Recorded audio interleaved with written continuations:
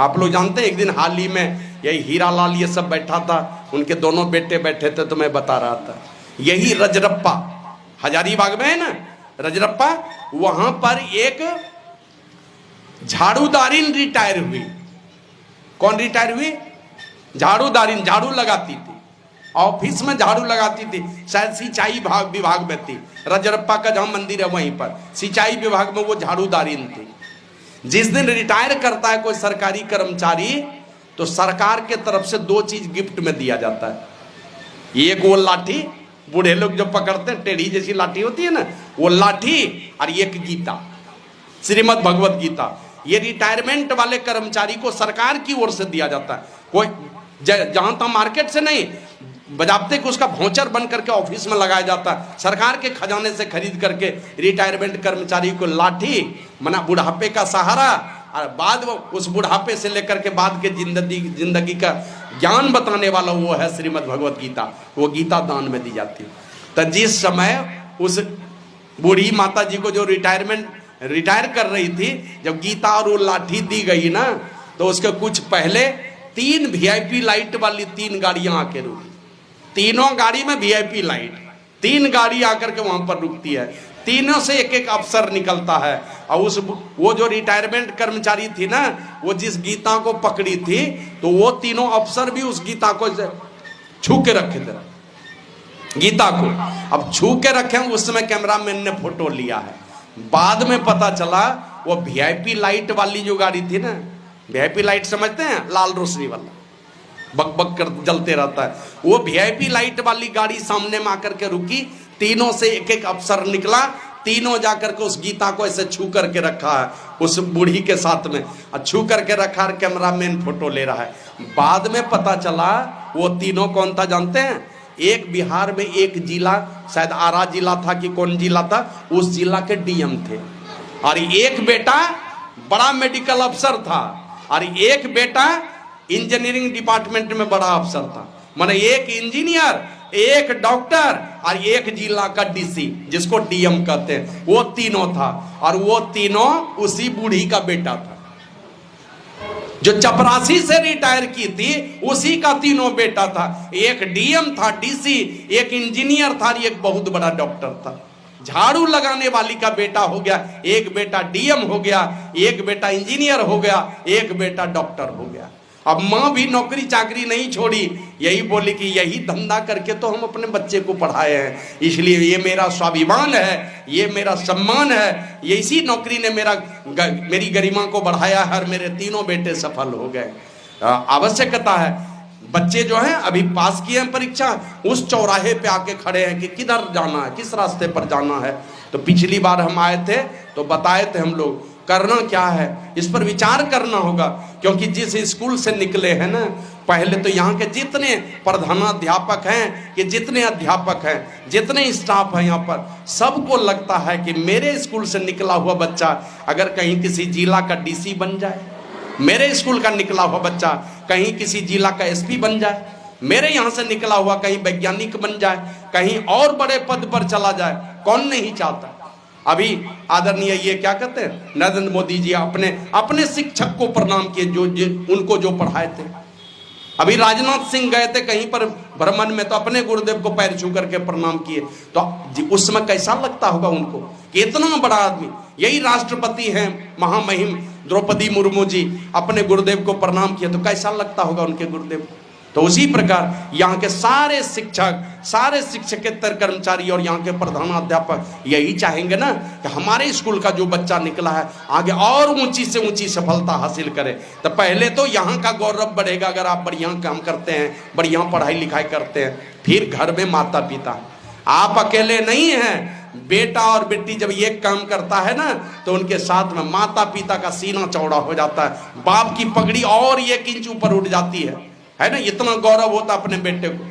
अभी हाल में सुने ना, एक लड़का मैरीन इंजीनियर था, समझते मैरीन इंजीनियर, जहाज वाला इंजीनियर।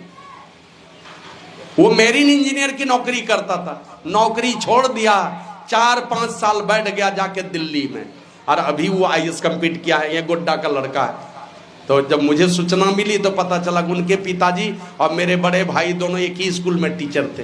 राजकिशोर पंजियारा का बेटा है वो, तो अभी IAS अफसर बना है। अब सोचिए माता पिता कितने फूले नहीं समाते होंगे।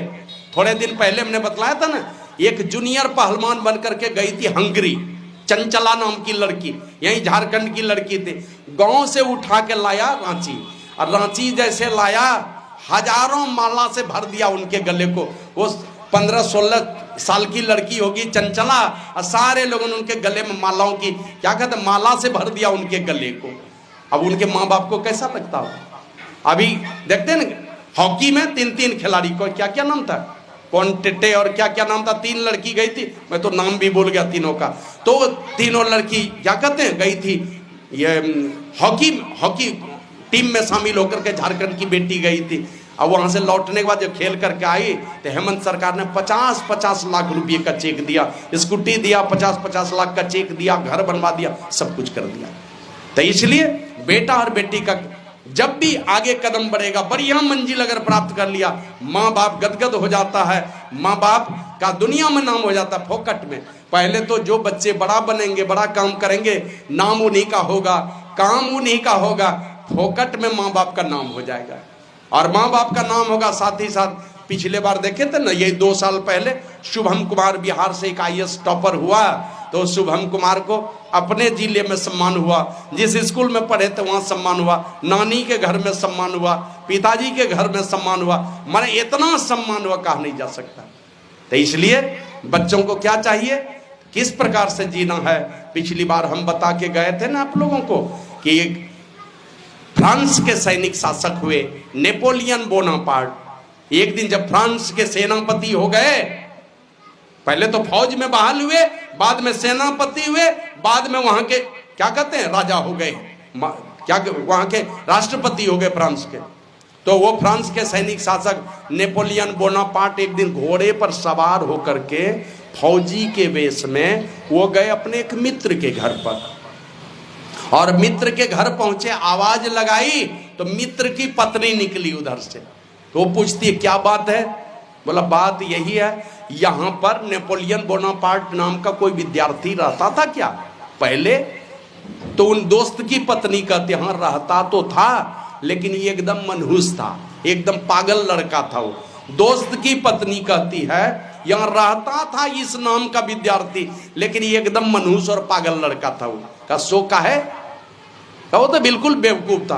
क्यों मनहूस और बेवकूफ था, तो बोला कि जब वो पढ़ता था ना तो मैं उनके निकट जाती थी और जा करके कुछ प्रेम प्रसंग की बातें छेड़ती थी, लेकिन मेरी बातों पर कभी उसने ध्यान नहीं दिया। जब भी कोई बात हमने रखी, कोई बात लगा कि वो एकदम अनसुना करके कुछ सुनता ही नहीं था, मेरे बातों पर कभी ध्यान ही नहीं दिया।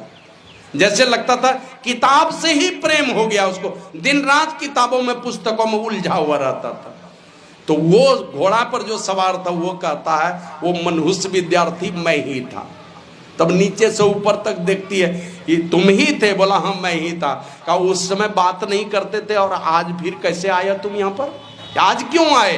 बोला उस समय अगर तुम्हारी बातों के जाल में मैं फंस जाता तो आज जिस मुकाम पर पहुंचा हूं, जिस मंजिल पर पहुंचा हूं, नहीं पहुंच सकता, नहीं पहुंच पाता। तुम्हारे प्रेम जाल में फंस जाता तो उधर ही रह जाता, इस जगह पर नहीं आ पाता मैं। और उन्होंने अपनी आत्मकथा में लिखा है नेपोलियन बोनापार्ट ने, मनुष्य अगर सफलता चाहता है, अपने जीवन में कोई सफल होना चाहते हो, 3 मंत्र दिया उन्होंने। सबसे पहले है हमारे जीवन में बड़ा सपना होना चाहिए, बड़ा ख्वाब होना चाहिए, खूब बड़ा सपना। ये चपरासी किरानी और मास्टर बनने का सपना नहीं, झारखंड पुलिस बिहार पुलिस बनने का सपना नहीं। सपना देखना है बड़ा, ऊंचा से ऊंचा सपना। और जानते कैसा सपना, एक सो के देखता है, सोया आंख बंद करके हम एकदम IAS टॉपर हो गए क्या, सोए हुए में देख रहे हैं। और एक आदमी जगे हुए में सपना देख रहा है, सपना देखा है कि हमको यही काम करना है। अभी देखते हैं सपना देखा तो धीरू भाई अंबानी पेट्रोल पंप पर पेट्रोल भरने का काम करता तो नौकरी करता था। अरे अभी देखते हैं ना इतनी बड़ी कंपनी खड़ी हुई है, जियो कंपनी, इतनी बड़ी कंपनी की एशिया महादेश का सबसे ज्यादा पैसा वाला हो गया। तो सपना का जब तक बड़ा सपना नहीं होगा, ऊंचा ख्वाब नहीं होगा, जैसे निशाना लगाते हैं ना, कहीं पर तीर मारते हैं, फुनगी पर चिड़िया बैठे निशाना मारेंगे ना, तो वहां निशाने पर जाते जाते तीर नीचे आ जाएगी। तो इसलिए निशानेबाज क्या करते हैं, तीर को निशाने से थोड़ा ऊपर मारते हैं कि ठीक निशाने पर जाकर के लगे। तो बड़ा सपना देखना चाहिए, बड़ा ख्वाब देखना चाहिए, और सपना ऐसा देखना चाहिए। डॉक्टर APJ अब्दुल कलाम कहते थे, सपना ऐसा देखो सो करके मत देखो। सोया हुआ सपना वो तो आलसी आदमी का काम है। सपना ऐसा देखो कि तुम्हारी नींद हराम हो जाए, नींद हराम हो जाए तुम्हारी, मतलब उस सपने को पूरा करने में तुमको नींद नहीं आने लगे, अंदर में बेचैनी आ जाए, तब तुमको सफलता मिलने वाली। और जब तक अंदर से बेचैन नहीं होगे, ये थोड़े थोड़े पढ़ने से ये सब काम चलने वाला नहीं है अभी के समय में। तो बड़ा ख्वाब देखना चाहिए। और बड़ा ख्वाब किनका पूरा होगा, जो जगे हुए में सपना देखेगा, जगे हुए में ख्वाब देखेगा, जिसकी संकल्प शक्ति मजबूत होती है। संकल्प होगा हमको करना ही करना है, चाहे जितने विघ्न आएंगे जीवन में, जितनी परेशानियां आएंगी, हमें पढ़ना है। कुछ भी करेंगे लेकिन हमको पढ़ना है। बहुत लोग देखेंगे ना, क्या कहे, नहीं देखिए माता पिता गरीब थे नहीं पढ़ पाए। अरे माता पिता गरीब थे, सिगरेट पीना नहीं छोड़ पाए। माता पिता गरीब थे, तिरंगा खाना नहीं छोड़ पाए। माता पिता गरीब थे, मांस मछली खाना नहीं छोड़ पाए। ये सब नहीं छोड़ पाए, सब खाते रहे, सब में पैसा खर्चा करते रहे। अब माँ बाप गरीब थे इसलिए पढ़ाई लिखाई नहीं की, पढ़ना लिखना छोड़ दिए। ये गंदे गंदे कर्म नहीं छोड़ सके, जाके गंदे लोगों के बीच में बैठेंगे, कभी मंदिर में नहीं बैठ सके, कभी कीर्तन भजन में सत्संग में जाके नहीं बैठ सके, किसी सदाचारी पुरुष के पास जाके नहीं बैठ सके, जहां ताश खेलता दिन दिन भर वहां जाकर के बैठेंगे। श्री सदगुरु महाराज की जय। तो इसलिए संकल्प शक्ति होनी चाहिए। ख्वाब पूरा करना है तो दृढ़ संकल्प शक्ति चाहिए, हमको करना ही करना है, दूसरा कोई संकल्प नहीं है। बस ये जब तक नहीं करेंगे हमारी दूसरी कोई इच्छा नहीं। अभी देख मैट्रिक पास करेगा, मैट्रिक भी नहीं पास किया, कौन कौन चक्कर में पड़ गए। आप लोग जानते हैं ना, एक हमारी क्या कहते हैं माता ये नाम भूल रहा हूं, गांधारी, धृतराष्ट्र की धर्म पत्नी, आंख पर पट्टी लगा ली कि मेरे पति संसार नहीं देखते, इसलिए मैं भी नहीं देखूंगी। आजीवन एक क्या कहते हैं पातिव्रत धर्म का पालन किया उन्होंने, आंख पर पट्टी लगा ली। अब कितनी शक्ति आई उनमें जानते हैं, शक्ति इतनी आई, अपने बेटे दुर्योधन को कहा कि जाओ तुम गंगा में स्नान करना और बिना कपड़ा पहने वो तुम मेरे पास आ जाना, बदन में कोई कपड़ा नहीं पहनना, मेरे पास आना, मैं तुमको देखूंगी पट्टी हटा के, तुम्हारा पूरा शरीर वज्र के समान कठोर हो जाएगा, कोई चीज से प्रहार करेगा तुमको कुछ नहीं होगा। जाओ। चले गए गंगा स्नान करने और उधर से नंगे चले आ रहे थे। कृष्ण भगवान को पता चल गया, ये बीच में ही रोक दिए। कहते अरे कहां जा रहे हो? बोला माँ ने ऐसा ऐसा कहा। कहा तुम पागल हो गए हो क्या? तुम क्या नादान बच्चा हो, दूध मुहा बच्चा, ये सब नंगे जाओगे माँ के पास, लाज नहीं लगता तुमको, लज्जा नहीं आती है? ये वो कह दिया कृष्ण भगवान ने, मति बुद्धि को बदल दिया। बस वो क्या कि ऊपर से एक लंगोटा चढ़ा लिया और बदन तो खाली, लंगोटा चढ़ा लिया अपने गुप्तांग को ढकने के लिए। अब माँ के पास गया, जैसे पट्टी खुलती है तो आंखों से प्रकाश की किरणें निकली, अब माथा से लेकर पैर तक वो प्रकाश की तरंग जो है उनके शरीर को छू गई। परिणाम क्या हुआ? पूरा शरीर वज्र के समान कठोर हो गया। लेकिन आंख जब सामान्य स्थिति में आई, क्योंकि वर्षों से आंख में पट्टी थी, सामान्य स्थिति में मां आई तो वो देखती है कि ये तो लंगोट पहने हुए है, गुप्तांग को ढकने के लिए लंगोटा चढ़ाए हुए है। बस उसी से मैं कहा कि तुमने कभी बड़े बुजुर्गों की बात नहीं रखी, अब तुमको मरने से कोई नहीं बचा सकता। मैंने जहां पर लंगोट पहना था वही भाग कमजोर रह गया, पूरा शरीर हो गया पत्थर के तरह कठोर, और जहां पर कपड़ा पहन लिया तो वहां रह गया कमजोर। तो मां के अंदर में इतनी शक्ति थी, पातिव्रत की इतनी शक्ति थी, बेटा के शरीर को वज्र के तरह कठोर बना दिया। और कृष्ण भगवान को भी क्या साप दिया कि जिस प्रकार मेरा 100 बेटा ये 18 दिनों में मारा गया, एक बेटा अभी बचा, ये भी नहीं बचेगा, मुझे पता है। उसी प्रकार तुम्हारे भी पूरे यदुवंश का नाश हो जाएगा, मैं तुमको साप देती हूँ। एक पातिव्रत के दम पर कृष्ण भगवान को साप दे दिया और उनको लेना पड़ा, भोगना पड़ा कृष्ण भगवान को। सत्यवान पातिव्रत के बल पर, पातिव्रत धर्म के प्रताप से सत्यवान को लौटा के जमराज के घर से लेकर के चली आई। शांडिल्य ने पातिव्रत धर्म